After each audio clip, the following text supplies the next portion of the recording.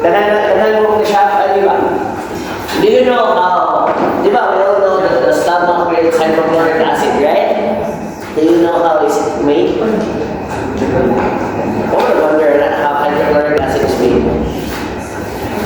So guys, always remember, hydrochloric acid is made using hydrogen and chloride. Of course, it's hydrochloric acid, but it's a weird reaction. Why? Because it happens outside the cell. Where specifically now? On the surface of the cell. Specifically on the surface of the parietal cells. Okay? Since it happens in the surface of the parietal cell, what happens is a sodium-potassium pump uses energy to take out a hydrogen ion from inside the cell going outside the cell. There in the outside, it mixes with chloride ions in order to form hydrochloric acid. Okay? Most proteolytic enzyme, hydrochloric acid is proteolytic. You know that, right? What's the reaction? What is the reaction of an acid when it touches a protein? Wait, did you not do the experiment? Kanang itlog, kanang suka, kanang sulfuric acid. Okay. Yan, wala. Right? Sa Busuan, sa una, right? Namo? So, biochem. So, may reaction sa protein when it comes in contact with hydrochloric acid. No? Foggy siya. Well, that's actually a process is called coagulation. Coagulate ang iyong protein. Same sa with your cells. Your cells are mostly made up of protein, inside and outside. That's why hydrochloric acid is formed outside the cell, not inside of it. Because if it's formed inside, it will coagulate the proteins inside your cytoplasm. Okay? So, going back, it literally takes a hydrogen ion inside the cell, going outside the cell, in order to form hydrochloric acid. That mechanism is called the proton pump. And that is how certain medications that prevent the formation of hydrochloric acid are called proton pump inhibitors. Diba? So what type of antagonist is that? It's a type of physiological antagonist. You prevent the physiological function of that substance, right? Then, mangutanan mo, Doc, if there is an antacid that is a physiological antagonist, what antacid is a receptor antagonist? Anyone? Yes, semua naman sa ano eh. Just a recap. Ikaw, Lorraine. Isa man, Lorraine? So, if the proton pump inhibitors, your omeprazole, are physiological antagonists, meaning they prevent the physiological process from happening, your receptor antagonists are your H2 blockers. H2, your famotidine, cimetidine, they are actually physiological antagonists. They block the H2 receptors in order to prevent the stimulation of gastric acid production. Okay? So, lastly, what's the chemical antagonist? That's an antacid. What's the chemical antagonist? If there's a physiological antagonist, there's a receptor antagonist, and there's a chemical antagonist. Come on, was it chemical receptor antagonist? Most drugs fall under those three categories, either physiological or receptor antagonists, right? So, the chemical antagonists are your antacid. They literally neutralize the hydrochloric acid as it is being produced. Okay? Nakuha na ninyo? Did you follow? Okay. Then guys, always remember excretion of gastric juices. You have your acetylcholine, your gastrin, and your histamine. Okay? So, ayaw mo kalimutan ha? Gastrin, histamine, and acetylcholine. So, once again, histamine receptors and parietal cells are different from those of the cells involved in allergic reaction. Okay? So, the rest of the topics in the stomach, you have to get from the other section. Huh? Okay, Ramiro? Then guys, open your book if you have any questions. Mag-study in town mo ha. You watch the video. If you have any questions that you want to raise, you ask it sa GC. Okay? Ingat na sa tunaw ko sila na magsalinsin sila sa inyong video. Okay?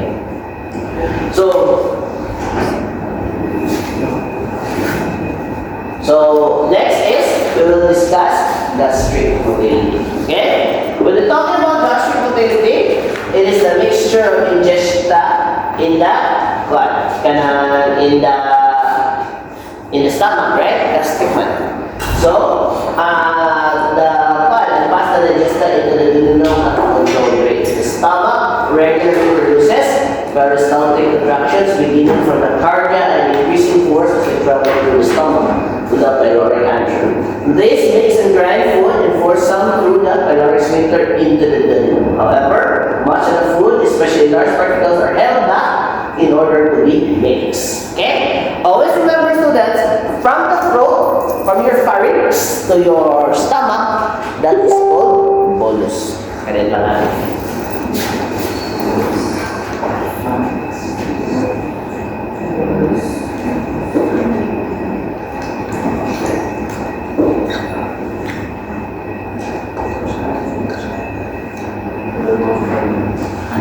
Sorry about that.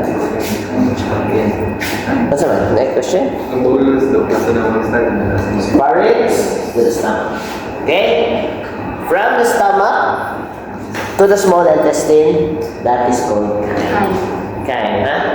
Induchyme. Okay? Chyme. So from the small intestine, the product of final digestion is a watery chyme. Okay? Chyme. Chyme right there. Right? So, what is siya? So, the main function of the stomach is to prevent too much food from entering the small intestine. Okay, because the problem with the stomach is, and the problem with the small intestine is, it is not a storage space. Diba? Kita mo sa diameter of the stomach versus the diameter of the small intestines, right? The small intestines are incapable of they're incapable of storing food. That is why it's the job of that's the job of the stomach to make sure that the ideal amount of food travels through the small intestine at a constant rate. Okay? So very important na siya na function. That is why if something is wrong with your stomach, what will happen to you? Will happen. Mag-impatso ka. That's why you get indigestion. Right? Sabi na ka ito pag-vetmedics, hamal-hamal lang, wise pa yung kayo, maglukso-lukso sa laing house, sa laing class. Dari, tas reptilia, kada ice cream, kaibsa-ibsa ko, kada lechon. Kaya, ito is, kawan, abes, na sila malung, hindi ka na impatso juga. Actually, guilty sa corner. Nanguha ko usa ka coke sa ampibia.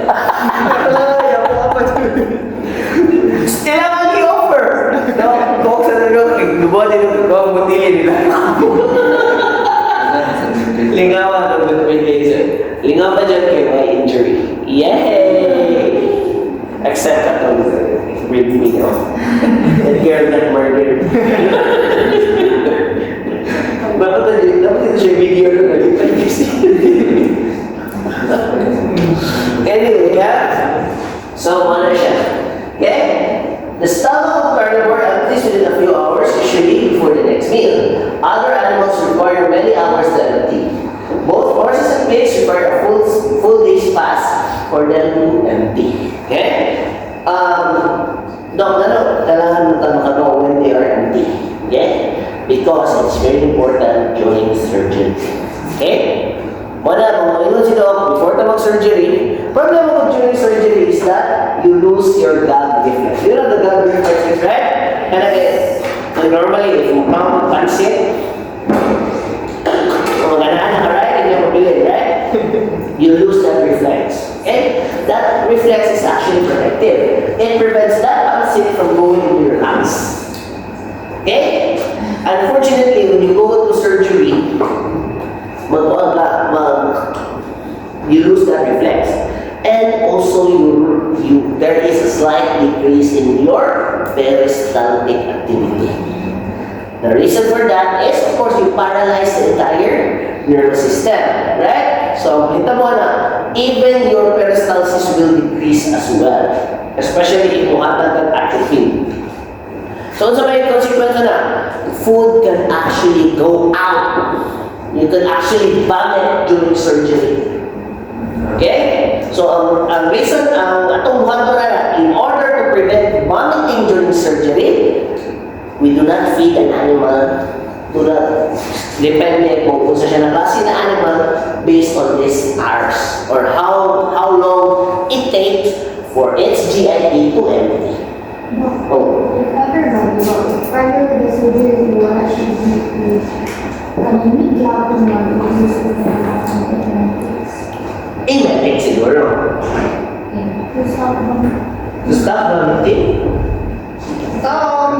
Di ba, lagi na, you don't have to give anti-emetics. Okay, anti-emetics will work because not every, di ba, there are 4 criteria for you to have emesis, right? Closing the glottis, anterostotic movement, abdominal pressure, then so the last relaxing, closing and relaxing of the angios. So siya. So you need those 4 things. Those 4 things won't happen. You literally regurgitate everything during surgery. You don't vomit. You regurgitate everything. Kaya wala. Something is wrong. An outer physiology is done. So you don't need to give anti-emetic. You just need to empty everything. Kaya sure yun na imagine yung gawas. Okay? So, based on that knowledge, you know, pumunta na kayo ang surgery teacher. If you go into the surgery on a pig, how long should you fast the pig? 24 hours. How long should you fast a dog and cat? 8 hours, but the best is 12 hours. Same sa tao. Right. Kaya naman lang, sir. Okay? So, para na to prevent aspiration pneumonia. Makapatay ng patient ha? Makapatay ng patient. Dili kayo mo ma-appreciate ang addressing surgery class kaya diligent mag-bobo fast. It happens usually in the field. Example, si Abra, birthday mo niya, mag-freeze pain, neuter siya sa bubo. Wala, wish lang mo. He's a rich kid. Okay? Spend neuter na, kaya akong birthday. Oh. Ang ending, nakalimot sila na birthday ni Abram, so they still underwent the surgery, but did not fast the animal properly. Kaya i-fast na mga gabi, before sila nilakaw, hindi pa mamahaw. Okay?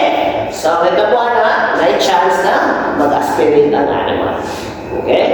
So, wala. Dito may sa nakaiwan, isa nakapubo sila na ayaw. That's why sometimes, during mga field operations, you will usually give an emetic. Dili anti-emetic. Pasukaon na sila daan para kasi in case suka sila later, wala na lumabas. So, the emetic of choice for surgery is silencing. Silencing. Although kabaw sodium peroxide, ayun pa, that's good, but ang best good is silencing because it can also act as a pre-anesthetic. But careful lang mo sa heart conditions animal. Okay? Any questions? Any questions, Bobby? Merck manual? Di lang kasi Bobby na si Merck, pero Merck. So, any questions so far? Wala. So, let's go to the intestines. Okay? The intestines are responsible for the final digestion of food and their absorption. The small intestines are connected and serves as an exit point for contents of the biliary tree. Do you know what the biliary tree is? No? But before that go on, let us first discuss the nomenclature of the small intestines, right? So, sa small intestines, there are, the word that represents the small intestine is entero. Entero. That's why if you're going to open the small intestines, enterotomy. Okay? If you're going to have inflammation of the small intestines, enteritis. Very good. Huh? So if you say gastroenteritis, there's inflammation in the stomach and the small intestines as well. Okay. Next is the biliary tree. The word representing the biliary tree is the word cholangio. Cholangio. CHOLANGIO. Cholangio. That is why if you're going to visualize the biliary tree, cholangiography. If the biliary tree becomes inflamed, cholangitis. Okay? What if the gallbladder, the word that represents the gallbladder is? It's not cyst. The word cyst actually refers to both bladders. It's actually colic. The word colic means that it has something to do with the biliary tree, and cyst means gallbladder. So, biliary bladder. Colic, cyst. Cyst, gallbladder. So, if you are having a problem with your inflammable bladder, call it cholangitis or cholecystitis. Sorry, cholecystitis. Meaning ma-inflame ang imong gallbladder. Okay? Gallbladder stones, cholecystolithitis. Basta the word system means bladder, but it doesn't tell you which bladder. Okay? Remember, mammals have 2 bladders, fishes have 3. Well, fishes have 3 bladders? Actually, duha na naghatod sila ay huwag na sila urinary bladder. They have gallbladders and they also have swim bladders. Okay. So, they act as the final phase of digestion through the pancreatic juices. The small intestine is the primary site of chemical digestion and absorption of nutrients. So, later on, magkuha na sa backtrack pa tayo, patagay ato sa inyong standalone topic, right? Backtrack sa ta because we have to digest each and every macronutrient. Each and every one. Okay. So, the small intestine is the primary site of chemical digestion. The exocrine secretion to the pancreas contain most of the enzymes for chemical digestion in the lumen of the small intestine. But, the epithelial cells that line the small intestine also have their own cell membrane enzymes that participate in the final steps of digestion. So far, from your mouth to your small intestine, there are 2 types of digestive processes. Digestion can be divided into 2 types. First is the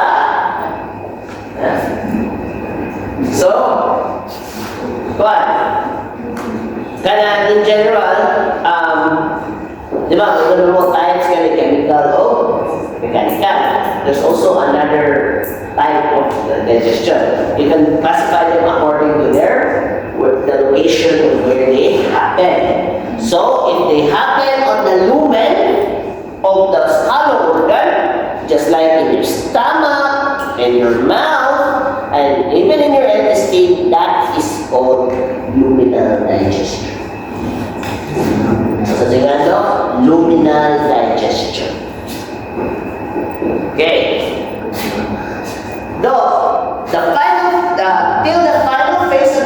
digestion, it all happens in your luminal digestion, right? How about the last part of that is called membranous digestion.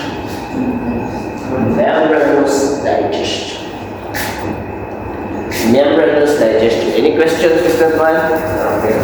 So when you say membranous digestion, it happens on the surface of the cell. That's why it's called membranous, because it happens on the surface of the cell. Okay? So, go ahead. You follow? Very good. Follow. Am I going too fast? Go ahead, Bara. Very good. Okay.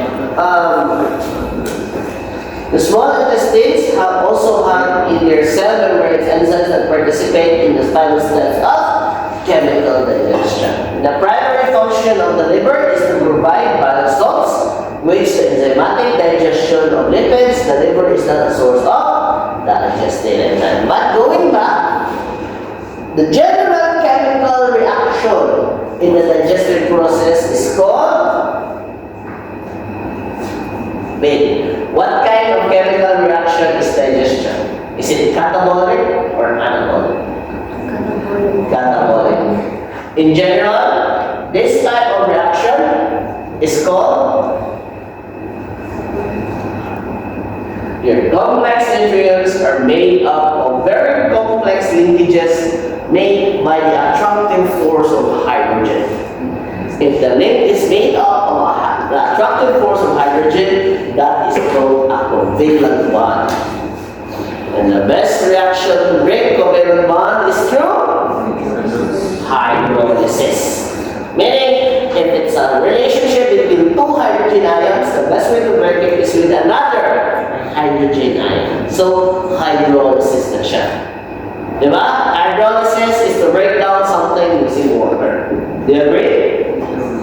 Unfortunately, when it comes to fats,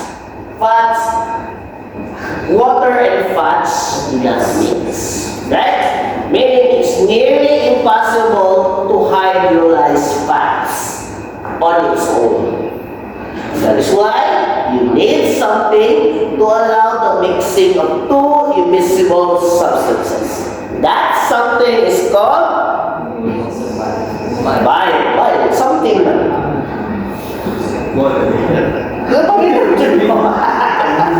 Something is bile. What's happening to bile? Emulsification.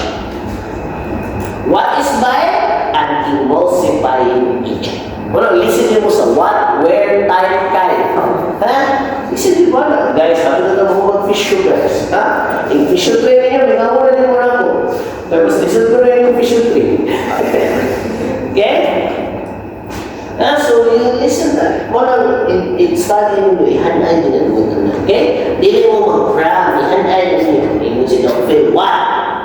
Yung si don't feel where. So dapat tubag din ang what, where, and why. Okay? What's where and why na din ang fish naman. So, what? So, go ahead. The point of bile is to emulsify. That is what? The verb, emulsify. It allows the mixing of two immiscible substances. If water and fat can mix, hydrolysis will take over. Okay? So, Marcia. Cheap. Next, the exocrine pancreas. Okay? So, the exocrine pancreas, by the way, the hepatobiliary tree or the biliary tree has an opening in the. Where is the opening of the biliary tree? Called the sphincter of Oddi. The sphincter of Oddi or Oddi. Okay? The sphincter of Oddi. Okay?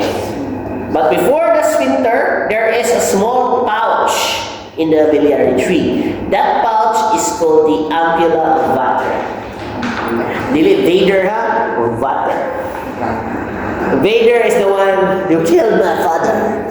Vater is my father.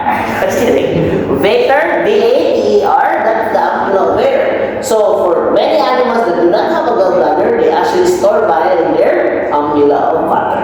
Pero dili na yun siya kaya sa gallbladder ha. Katong gamay siya ng pouching lang. Where siya ampulla. So,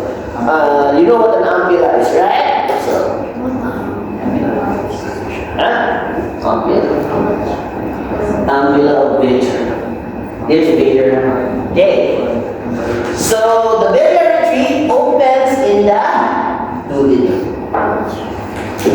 Okay? The biliary tree opens in the duodenum.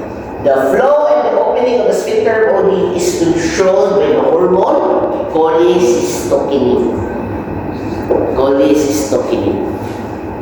It also controls the rate of how food enters the small intestine. And Cholecystokinin. It's in the word. Chole means biliary. Cysto meaning bladder or gallbladder.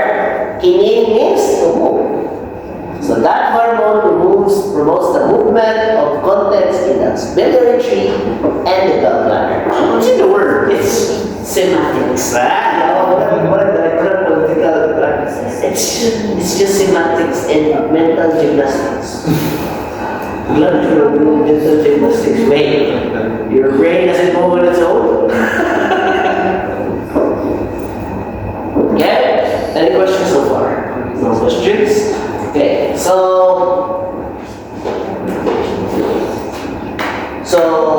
it empties on the duodenum, huh? By the way, it's called duodenum because the small intestine is made up of segments. The first 12 finger segment is called finger segment ba? Ito mo, kung may metric system. So fingers ilang nandito manihap sa kanang utang. Isang sa force, di ba? Force, maghihap na finger na nandito, right? So, the first 12 fingers of the small intestine is called the duodenum, from the word doda, or the center. Okay? So, they have a biliary tree. Okay? Next, the sodium bicarbonate, by the way, it's called an exocrine pancreas because we're only going to discuss the exocrine part. You have the whole semester next year to talk about the endocrine part. Okay? So the pancreatic exocrine secretions primarily consist of a variety of digestive enzymes and sodium bicarbonate. The pancreatic acinar cells, acinar happy acinar. Okay? Cells secrete the enzyme and cells that line the ducts in the pancreas secretes the sodium bicarbonate. We all know that sodium bicarbonate is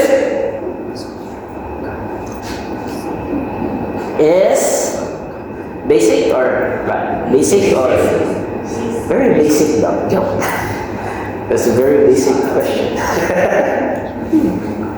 Okay. These ducts empty to one of the pancreatic ducts which empty into the duodenum. Guys, remember the product of the stomach is chyme, right? But we know that the gastric juice is very acidic, right? So it's the job of that sodium bicarbonate to make sure that the contents of the stomach or the chyme is neutralized. Okay? So neutralized. The sodium bicarbonate raises to an acceptable pH the chyme entering the stomach. The small intestine epithelium is not protected from acidic solution by a thick layer of mucus. That is why the moment the chyme enters the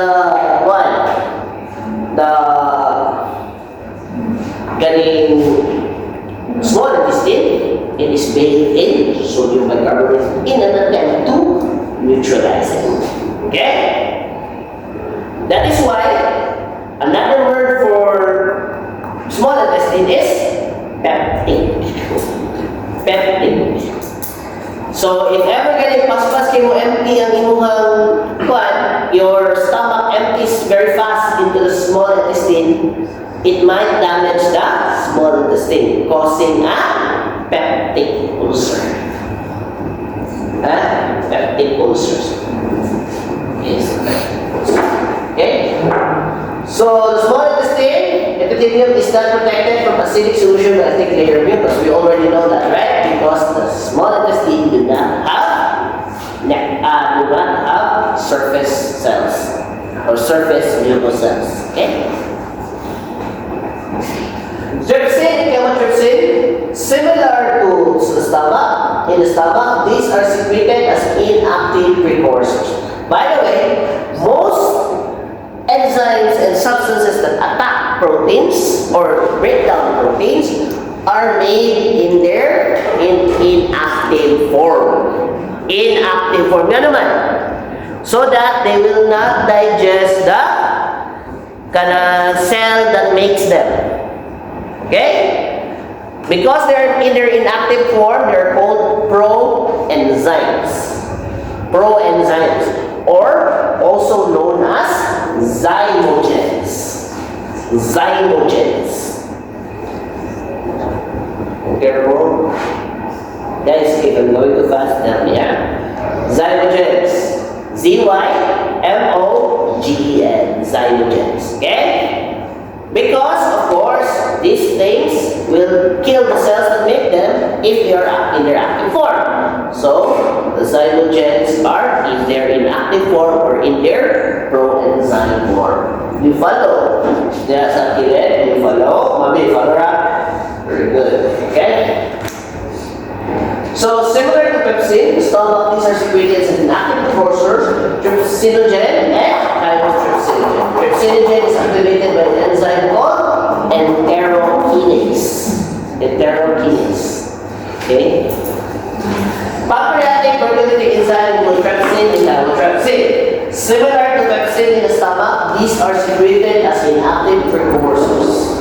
Trypsinogen and chymotrypsinogen. Trypsinogen is activated by an enzyme called enterokinase, a component of the luminal cell membrane of the small intestine. So, it's safe to say that the activation of trypsin is a membranous process. Membranous process because it requires the enterokinase in order to activate the trypsin and the chymotrypsin. Okay? Trypsin and activate chymotrypsin. The ultimate end product of protein digestion are amino acids, but the pancreatic procreating enzyme may stop digestion when the peptide reaches the lengths of 2 or more amino acids. If this occurs, the final enzyme that does this is peptidase. So the peptidase is another membranous enzyme. It breaks down the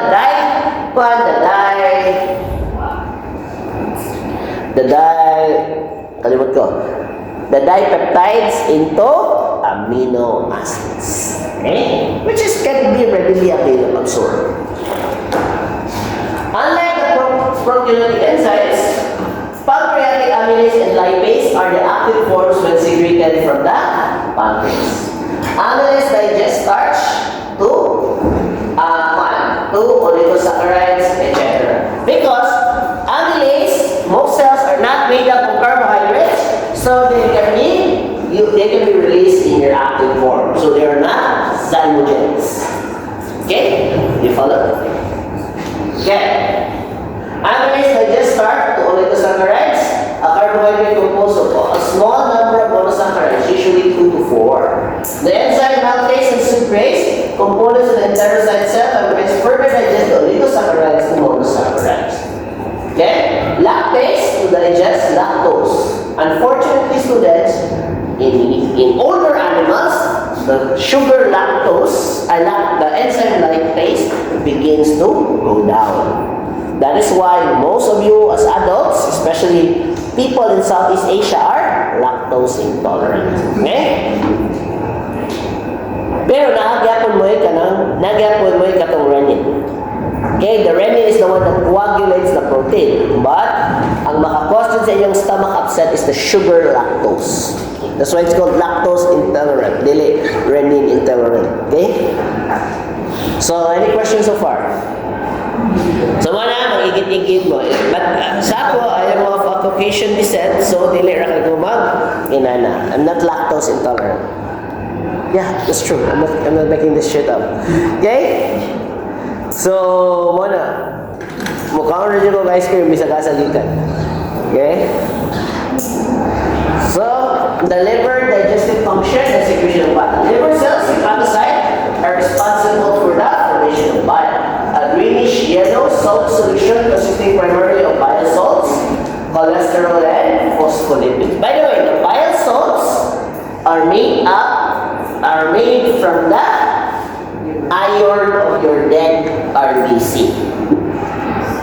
Okay, you might know it in another form called your bilirubin. Diba? So what happens is your spleen creates, or diba, the graveyard of your RBC is your spleen, right?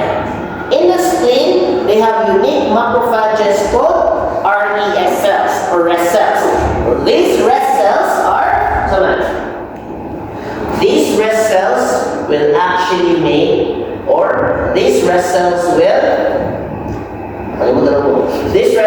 phagocytose the dead and worn out RBC, releasing heme and globin. The globin gets reabsorbed by the liver and turned into different amino acids, while the heme transforms into bilirubin.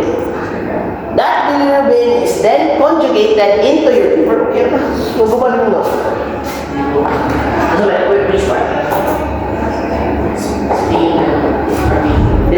Spleen will digest the RBC. The RBC will be broken down into heme and globin. The globin will become protein while the heme is conjugated. Okay? Conjugation is the process of which to make something water soluble. Okay? That conjugation will result in bilirubin. That bilirubin will be further processed by your hepatocyte and turned into your bile salts. That is why if there is an obstruction of your biliary tree, it will increase the bilirubin in your body, causing a condition called jaundice.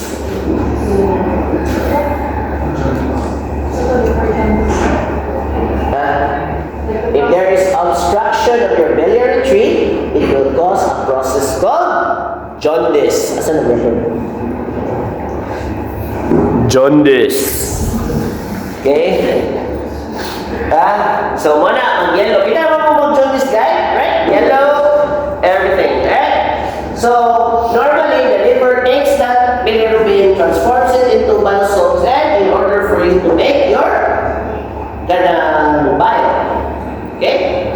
So, the bile formation, bile is a greenish substance consisting primarily of bile salts, cholesterol, and phospholipids, a biological pigment. Hepatocytes synthesize the bile salts primarily from sodium salts and glycolic and thyroid acid from cholesterol. By the way, what's the difference between fats and cholesterol? Are they the same? Then what are they? What's their combined? They're not the same.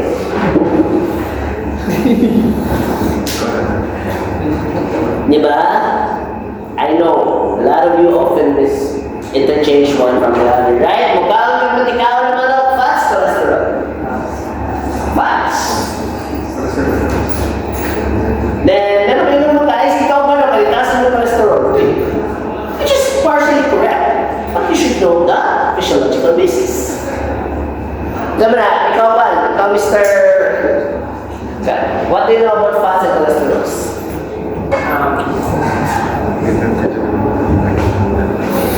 So, anything about cholesterol is more blood possible obstruct and fats are the ones you eat with a long it's more salts and it is cholesterol. Yeah, actually, that's correct. Okay? Guys, ang nakalahiran dun sa fats and cholesterol is the number of carbs. Nilagay ko familiar but cholesterols are around 20, when you read, not to the level of 1, carbon. If the carbon exceeds, I think 20 or 23, that makes it a cholesterol. The problem with cholesterol is they cannot be beta-oxidized by your body. Beta-oxidized is the breakdown of fats into glycerol and fatty acids, right? But if you go beyond 23, dili na na ma-oxidize ang imuhang fat. They are cholesterol. Okay? So you don't get cholesterol from the food you eat. Although yes, you do get some of it, but the biggest culprit in the production of cholesterol is actually your liver. Then daw, kung sa pinaado kung mukha akong tambo, remember, cholesterol is made in order to make bile. Bile. So when you make bile, you make cholesterol. And what happens is, when you eat fatty food, that cholesterol binds to the fatty food and gets reabsorbed by your body. Una musaka ang imuhang cholesterol levels. Okay, not all cholesterols are bad. I'm just talking about the physiologic process. So, kung siya, ma-absorb sa iyong body. So, when it is absorbed by your body, it is returned to your liver. But before siya ma-return sa iyong liver, it was tuyong-tuyong sa iyong blood. Okay? Did you follow? Very good. So, may tabo na, that is why you eat your vegetables. Ganun. The vegetables are very low in fat and very high in fiber. Okay? So when you are high in fiber, the bile will cover the fiber from plants, right? Unfortunately, when bile meets fiber, hindi siya ma-absorb sa body. It will go into your stool. So the cholesterol exits your body for your stool. Okay? But guys, always remember not all cholesterols are bad. Why? Your brain is 80% cholesterol. So if your cholesterol level goes beyond abnormal, ubus siya pag-ayo, hindi na I am now nakamukha ng mga cholesterol foods. Yung brain literally shrinks katawan siya, material to make your mind sheets. Oh, and is that bad, right? Neurology, right? It's bad. So, mona. And secondly, you also need cholesterol for your hormones. Specifically for the gentleman, your testosterone. Mona, mga older gentlemen, hindi na kayo magkawan ng baboy, they actually become, or hindi kayo magkawan ng cholesterol, ang best cholesterol mo given sa fish. Right? Hindi na sila magkawan na, they actually lose their libido and their male characteristics. Hindi na makakagulo sa cholesterol. Okay? Hindi man really bako, but decrease the performance. Yung bako mo doon, it's like totality. Okay? So muna, always eat a well-balanced diet. Okay? Then, Doc, how about the fats? The fats are just simple. They are fats and they are a source of energy. So if you eat in a calorie deficit, you will lose fats. Simple as that. Okay? Any questions?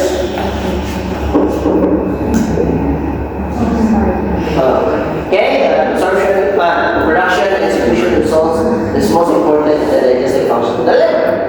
In aqueous solutions such as the duodenum, chyme, lipids tend to clump together and form large droplets. Bottom line, the body is sensing vinegar or say oil. Oil and vinegar, Why? Such large lipid droplets present small surface area.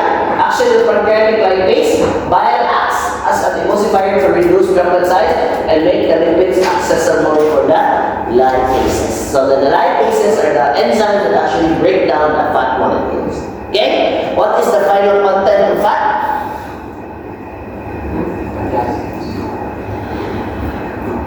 The final content of fat are your fatty acid and your glycerol. Okay? By the way, you also need fat in your body. Okay? Especially if you are diabetic. Kaya hindi naman kakagamit ng glucose, you have to train your body to use fats instead. So fat na yung source of energy. Mana, the product of fat metabolism is ketones. That is why mayroon din silang state of ketosis, they will use their fat as a source of energy. Nakalindot lang sa fat, they are more energy dense compared to sugar and glucose. Meaning, survive yung body for longer without fats compared to carbohydrates sa silid yung cacao. Okay? Ketone diet. Any questions? Any questions? Okay. Micelle is the term for the small droplets of fat formed in the intestinal chyme that contain lipids, bile salts, and products of lipid digestion. Time check. Okay. 12 then.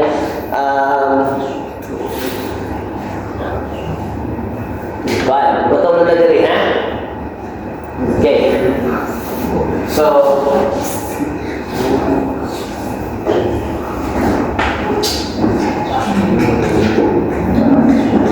in aqueous solutions such as the duodenum, lipids tend to clump together and form large droplets. Recall that in all farm animals except horses, bile is stored in the gallbladder because horses do not have gallbladder. Yeah, just like some of your classmates.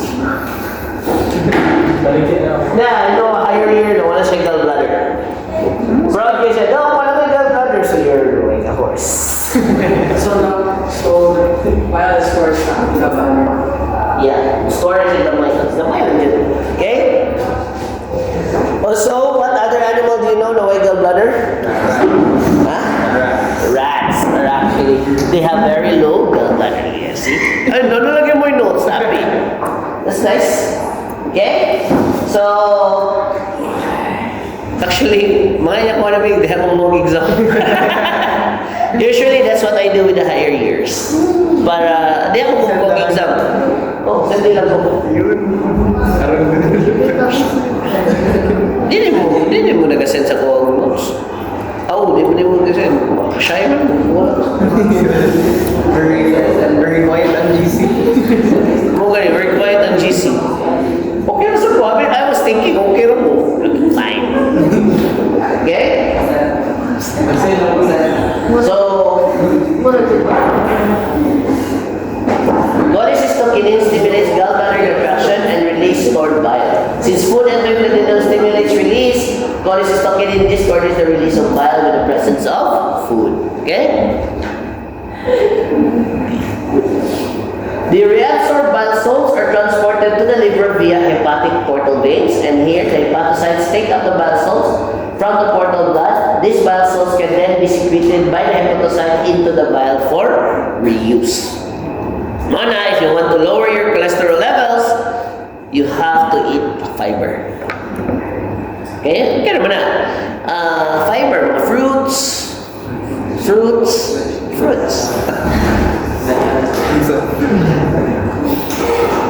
The liver is capable of synthesizing cholesterol, and liver makes much of the cholesterol in the bile. The liver can also eliminate excessive nitric cholesterol via the bile. The cholesterol is insoluble in water, but the bile salts and lecithin normally change it to a soluble form so that it can exist within the bile. However, sometimes cholesterol precipitates from the gallbladder stones or bile ducts, forming gallstones. Okay?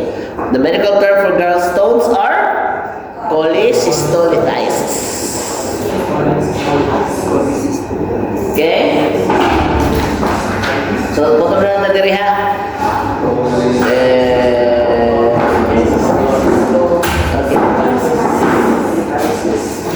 Kasi yung klase after ano? Lab. After sa lab? Sa oras ha? 6 pa? So, pwede na mag-extend gamay ha? Muli po saan? Okay, sige lang. No, online. Okay. Then, muli po sige. Mga 4:30. Okay? Liver digestive function. Liver sa, so, motility of the small intestine has digestive and interdigestive phases. Motility of the small intestine occurs in two distinct phases: during the digestive period or after food intake, and during the interdigestive period when food is present in the gut. In the digestive phase, there are two primary motility patterns. Okay? So, ato sa aming na, hindi na lang tana. Okay? Pasabto sa kumo before mo proceed further. Okay? Your gut, when it comes to movement, has two phases. the digestive phase and the interdigestive phase. Okay, let's go first with your interdigestive phase. Your interdigestive phase, whether you have food in your stomach or no, or not, or in your gut, if you have food in your bowels, that is, whether you have food or no food in your bowels, that without food, that is called the interdigestive phase. With or without food, your bowels will continue to move. Okay? That movement is called segmentation. Segmentation. The non-propulsive pattern is also referred, the two primary motility patterns, propulsive and non-propulsive. The non-propulsive pattern referred to as segmentation. Okay? Nga nung non-propulsive man siya because there is no food to move in the first place. Okay? And it is described as the changing of the diameter of the small intestinal lumen. So mag-change ang diameter sa small intestinal lumen. That is called segmentation. Is movement present? No. There is no movement. Okay? What if naisulod ang intestine during non-digestive phase? Those substances are churned and constantly mixed. Okay? Mura bang, it's like covering your intestines ba? Ang segmentation will promote the spread of food in the lumen of your intestine, but it will not promote movement. Okay? Do you follow? The next one is your propulsive or digestive phase. Propulsive activity during the digestive phase consists of peristaltic contraction that migrate food down the gut in phase with the slow wave. So, ang sa propulsive phase, you have peristaltic contractions and slow waves. So, the peristaltic contractions are described as slow waves that move food from point A to point B. Okay? Anyway, digestive phase peristaltic contractions pass over short segments of the intestine and then die out. Thus, the ingesta are pushed down the gut for a short distance and then subjected to additional segmentation. So meaning, the movement that is present during digestive and interdigestive phase is segmentation. Meaning, move, mix, and then maabot ka sa large intestine. Okay? In the large intestine, lahi ka sa na, istorya niya. Okay? Lahi ka sa siya, motility pattern. Okay? Any questions? Wala na? Very good. So the nutrient absorption in the small intestine is the major site of nutrient absorption. Most of the product of carbohydrate, protein, and lipid digestion are absorbed in the digesta pass through the small intestine. The small intestine is also the primary site of vitamins, minerals, and water absorption. Okay, so yan na sana. Yan na. So let's call it pag-lunch break. Okay. There's no sound. Bakit producer yun? Huwag ka na mag-check mo sa clicking sound. Check for gastric motility, you check the clicking sound. Ha? Very Yeah, okay? Ano naman? Yeah. Muna, to check the activity of the small intestine, especially during surgery. Kung saan sa reason mayroon ka na, guys, pag nito pagkakaon nito, okay, i-check mo sa yung digestive sounds na clicking or gastric motility. Okay? Muna lang. O yan, mo sana, kung kayo pagkaon, namita na tubig na mukhang tiyan, mo na gastric motility mode na nga na.